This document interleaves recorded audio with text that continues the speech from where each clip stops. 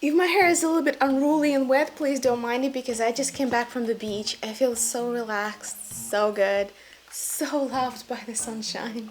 So I thought it's like a perfect opportunity to film a video where we talk about the millennial pink, the princess style, and the spring. These three trends came together thanks to an online retailer, SkinStore.com, that sent me 4 fragrances from this particular style for review. They're doing a huge spring sale. If you're interested, I'll leave all the details down below, along with a hefty discount code if you really want to explore it further, smell these fragrances with your own nose, and kind of like get more into that somewhat magical, very imaginative, and at the same time very freely, very reckless, very flirty type of style of olfactory design. So the first fragrance we're going to talk about is going to be one of the best sellers from the brand, and actually fairly new release. This is 2020 Oscar de la Renta Bella Essence. Oscar de la Renta made a huge comeback when they released their first Bella fragrance, and I gotta say, I think at least 30% of the success that they had with that kind of comeback new release was the packaging. So Bella Essence does not disappoint either. On one hand, this is a semi-transparent, it's actually transparent matte glass, but it has a very much flamboyant and kind of like Rococo Barocco style golden flower applique in the front. I do find that the packaging plays a rather critical role when it comes to princess-like fairy tale type of fragrances. So I gotta say, Bella Essence is very solid, very much a showcase type of perfume. It's very showcase friendly. It would look beautiful on many vanity tables.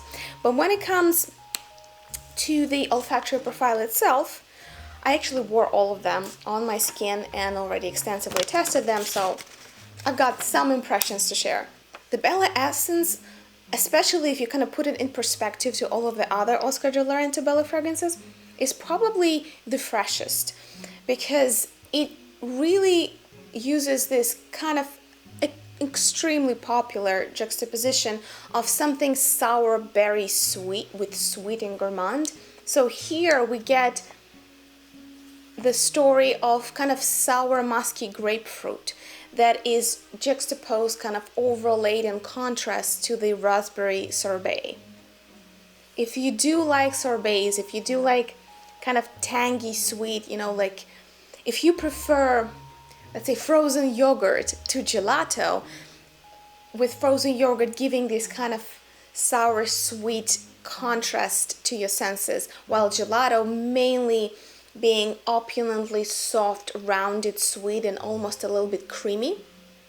Not a little bit, gelatos are usually quite creamy. So if you're into sorbet and frozen yogurt, I think Bella Essence is the best candidate of the Bella fragrances by Oscar de la Renta. The packaging is really fun, and I gotta say it's very long lasting.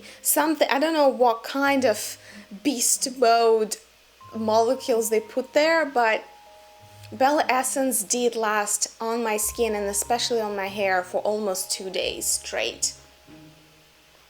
Unbelievable. Again, this is definitely a plus if you love this kind of fragrances. Might be a minus if you're not impressed, but like at that point, why would you keep a bottle? So yeah, Bella Essence is, I guess I wouldn't really compare it with Delina and other sour sweet gourmands, because to me, Delina by Parfums de Marly, that has more of a kind of roundness, tropical roundness of lychee, like the tropical fruits. Here we get way more kind of pointy and piercing sweet sour raspberry note, which I find to be quite different, almost like in the shape, how it hits my nose and how it presents itself in space. So I would say that this is much more pointy and much more piercing and bright therefore than Delina, and nevertheless they do belong to the same general idea. Yeah. So this is Bella Essence by Oscar de la Renta. And when I was choosing the 4 fragrances to review, I couldn't leave without another Bella fragrance. They just, the packaging is just something extra. So this is Oscar de la Renta Bella Rosa. Here with Bella Rosa we get the same kind of floral pattern, but here it's all kind of semi-matte, I would say like a satin, semi-reflecting, almost pearly type of pink, millennium pink, mind you, and it's kind of stretched all through the packaging with the rose gold accessories. I mean, this is cuteness overdose. Let's face the facts. When it comes to the fragrance itself, again, to me, the packaging here is the top, the absolute top, if you like that particular type of style, you know, unicorns, princesses, mermaids, something girly, something without a worry on your mind. And the same goes for the olfactory design as well. Here, I find that Bella Rosa really hits the sweet spot of everything that you would imagine would be in a fragrance like that. So what is there? It's kind of a linear, more monoaccord type of fragrance. So meaning that when you spray it, it kind of just creates a very formidable, bright impression, and then it just slowly fades through time without changing much. Some people like it, some people don't. This is like a very particular style in the way you design fragrances. So it's also called monoaccord every once in a while in different circles. So here we get a much more gelato kind of story. This is basically combining rose souffle, maybe with maybe, is it like strawberry or something? It's some kind of confectious without any even subtle hint of sourness dessert, and obviously the marshmallows and the heart. If you love marshmallow fragrances, if you love smelling marshmallow, eating marshmallow, this is basically your dieting tool to lose weight but still have the marshmallows in your life. It's very well rounded, it's very ever so subtly spicy, and this is what I like the most about the Bella Rosa. I love it in the drown down way more than I like it in the opening, because it's just personally, it's not my cup of tea, the syrupy, like over the top kind of contemporary gourmands, what's it called? But the dry down, when you add a little bit of pink pepper spices, when the sweetness becomes a little less vivid and a little bit more fluffy, and kind of more of a hint, more of a kind of the whiff that you catch every once in a while when you, like, I don't know, move your hair or you move your hand. This is where I prefer to spray the fragrances on my hair and on my hands, because I really like the dynamic nature of a fragrance. I do like it to come and go. I don't want like the presence that is smothering me near my nose. So this is the fragrance that I adore in the dry down. And if this is, I guess, a sorbet, raspberry sorbet, frozen yogurt, this is rose parfait with marshmallow in the form of a gelato. This is extremely creamy with very subtle, soft, barely there spiciness. All right, and then I decided to kind of pull the plug and try for the first time ever, try Anna Sui fragrances. Anna Sui knows a thing or two about princess design, about this whole fairy tale world, and how to create these illusions. So the first one that I got from Anna Sui through the SkinStore is Anna Sui Fantasia Eau de Toilette.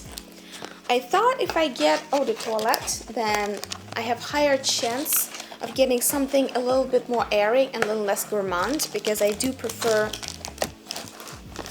the former over the latter.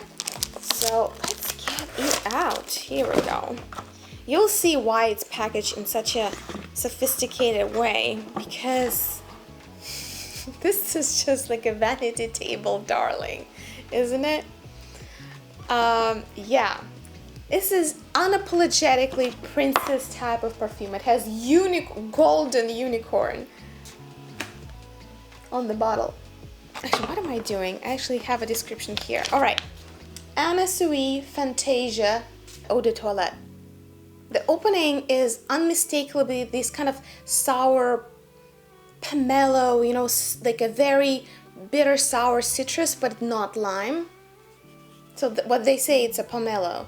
And it immediately contrasts itself with something rather confectious. And as far as I understand, this is a praline accord. Another, the mass market and designer world darling accord. A lot of people love anything with praline, you know, whatever you want to like add to as a twist to the praline. Some people prefer it with some of the leathery notes, some of the suede notes, some people prefer it with nuts. But I think adding something a little bit more refreshing and a little bit more sour kind of pulls it out of the danger of being a little bit smothering. So this is what Fantasia does. It's very bright and citrusy. At the same time, it's rather gourmand, which is almost hard to believe until you sniff it. This is the one that was the longest lasting on my skin. It lasts forever. At the same time, a lot like Moschino fragrances, this is unapologetically synthetic. When it comes to fragrances that are so unapologetically abstract and synthetic, you either love it or you hate it.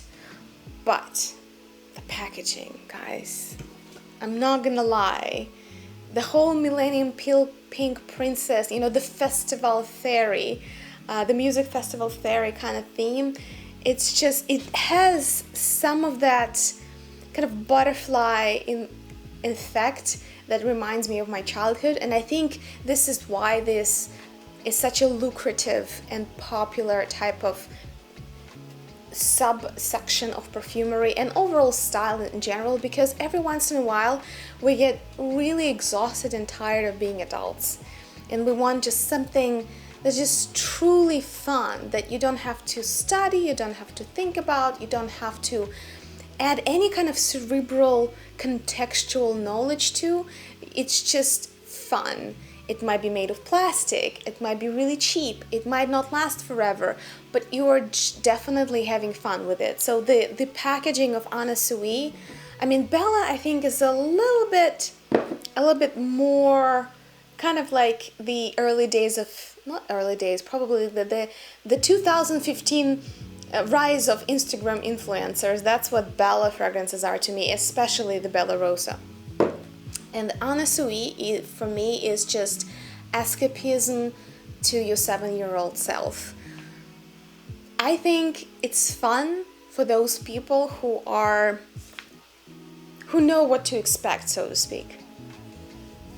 So yeah, the longest lasting, the brightest and the most citrusy, and very much alike, if you like Moschino fragrances, but you want to explore the fairy tale design in perfumery, this could be it.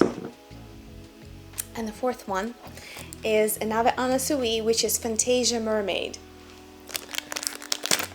In many ways, this is a Disney World for adults, I guess, in the world of perfumery that Anna Sui does. Okay, let's try to pull it out because, as you can imagine, it's another sculpture. So here we have a slightly lighter, more of a rose gold situation, and this is a mermaid. It is literally a mermaid with a little cute cupcake covered with rose gold flowers. All right, so what is the mermaid all about? The mermaid is much more about tropical fruits at the beginning rather than citrus in the Fantasia Eau de Toilette. So here we get, I thought it was something like a peach sorbet or even peach slush. But what they say, what does it have? It has honeyed lychee, So if that's you can imagine something in the slush made of honey, lychee, and it's kind of a little bit straightened and fortified by jasmine and peony. And again, unapologetically abstract composition that also in many ways is very definite.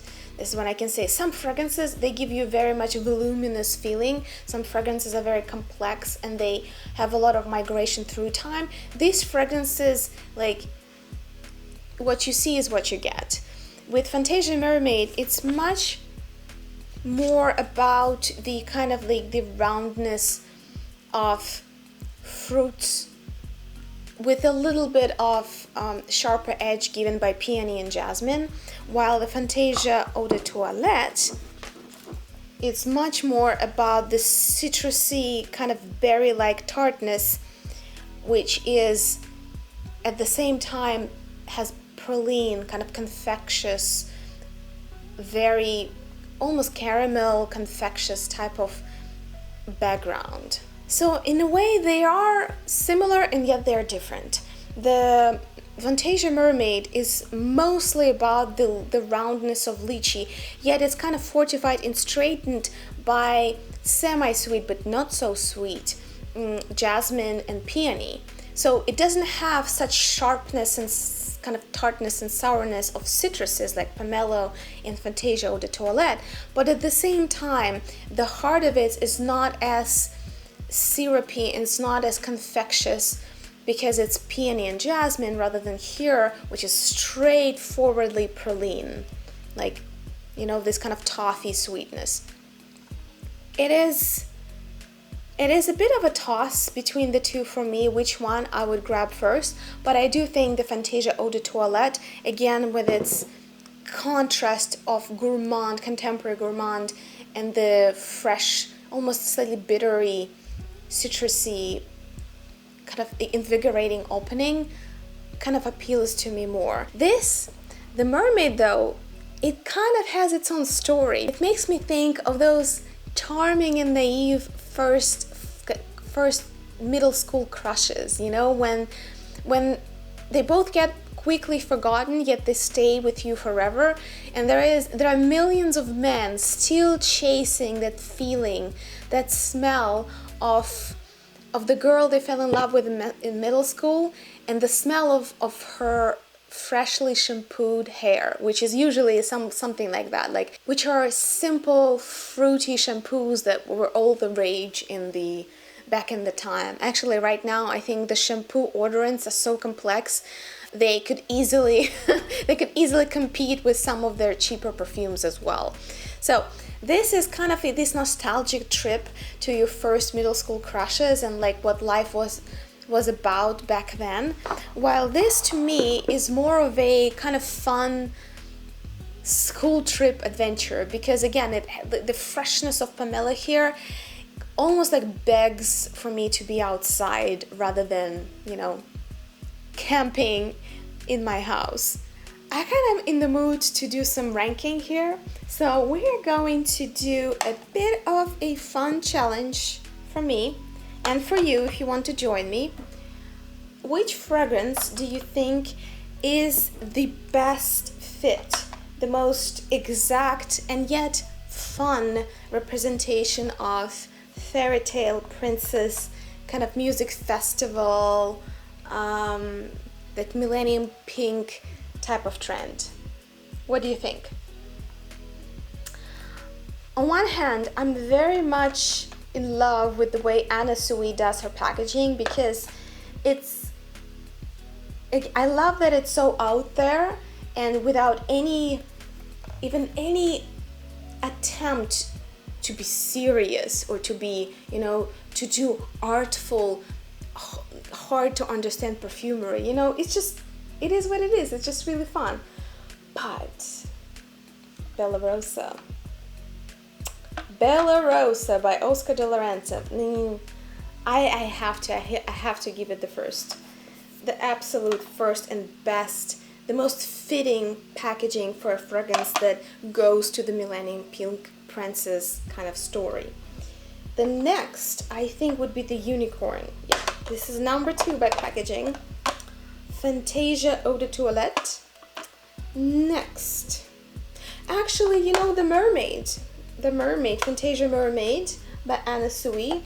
And I think, even though I do enjoy the golden kind of these nouveau riche, Roco Barocco, the golden flowers of Bella Essence, I wish it was all gold. I think it would be a little bit more cohesive that way, but I like it nevertheless. It truly is a very personal selection, but I do enjoy that the world of perfumery has a variety. It has something to offer to everyone, regardless of how much of a connoisseur or, you know, an amateur you are when it comes to perfumes, how serious or difficult you want that experience to be, and any style you can imagine in terms of the aesthetics you can find in the world of perfumes just as well. So here is my take on the Millennial Pink Princess olfactory design. I hope you enjoyed this video. I'll be waiting for your comments. Let me know what you think of these perfumes and what other perfumes that you think are exemplary of Millennium Pink Princess style you can find in your collection or you know of. Please don't forget to like and subscribe if you haven't had a chance yet. Woo! Okay, I gotta put this down. Yeah, thank you so much for your time, and I'll see you in the next video.